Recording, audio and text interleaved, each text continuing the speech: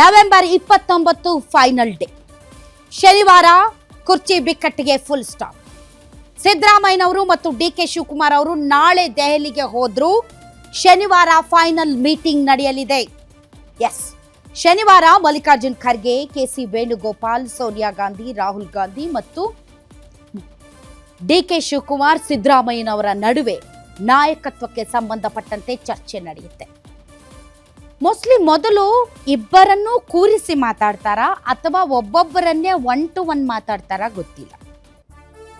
ಒಬ್ಬೊಬ್ಬರನ್ನೇ ಕೂರಿಸಿ ಅವರ ಆಸೆ ಆಕಾಂಕ್ಷೆಗಳು ಒತ್ತಾಸೆಗಳು ಅವರನ್ನ ತಾವು ತೆಗೆದುಕೊಂಡಂತಹ ತೀರ್ಮಾನದ ಅಡಿಯಲ್ಲಿ ಸ್ವಲ್ಪ ಪರೀಕ್ಷೆ ಮಾಡಬಹುದು. ಇವರು ಯಾವ ರೀತಿ ರಿಯಾಕ್ಟ್ ಮಾಡ್ತಾರೆ ಅಂತ.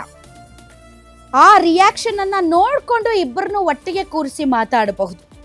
ಮೊದಲಿಗೆ 1 to 1 ಮಾತಾಡಬಹುದು. ಅದಾದ್ಮೇಲೆ ಇಬ್ಬರನ್ನೂ ಕೂರಿಸಿಕೊಂಡು ವಯಾ ಮೀಡಿಯಾ ಒಂದು ನಿರ್ಧಾರಕ್ಕೆ ಬರಬಹುದು. ಇಬ್ಬರನ್ನು ಮೊದಲಿಗೆ ಸಮಾಧಾನ ಮಾಡ್ತಾರೆ. ಈ ಒಂದು ವಿಚಾರವನ್ನ ಎಷ್ಟು ಮುಂದಕ್ಕೆ ಹಾಕಬಹುದು ಅಷ್ಟು ಮುಂದಕ್ಕೆ ತಳ್ಳುವ ಪ್ರಯತ್ನ ಪಡ್ತಾರೆ. ಈಗ ಈ ರೀತಿಯಾದಂತಹ ನಾಯಕತ್ವ ಬದಲಾವಣೆಗೆ ಕೈ ಹಾಕಿದ್ರೆ ಆಗಬಹುದಾದ ಪರಿಣಾಮಗಳ ಅರಿವಿರುವಂತಹ ಹೈಕಮಾಂಡ್ ಈ ನಾಯಕತ್ವ ಬದಲಾವಣೆ ಅನ್ನುವಂತಹ ಗುಮ್ಮ ಏನು ಅವ್ರ ಮುಂದೆ ಇದೆ ಅದನ್ನ ಎಷ್ಟು ದೂರ ತಳ್ಳೋಕೆ ಸಾಧ್ಯ ಇದೆಯೋ ಅಷ್ಟು ದೂರ ತಳ್ಳೋದಕ್ಕೆ ಅವರು ಪ್ರಯತ್ನ ಪಡಬಹುದು. ಆದ್ರೆ ಸಿದ್ದರಾಮಯ್ಯನವ್ರಿಗೆ ಅದು ಒಪ್ಪಿಗೆ ಆಗ್ಬಹುದು, ಆದ್ರೆ ಡಿ ಕೆ ಶಿವಕುಮಾರ್ ಅವರಿಗೆ ಅದು ಒಪ್ಪಿಗೆ ಆಗೋದಕ್ಕೆ ಸಾಧ್ಯನೇ ಇಲ್ಲ.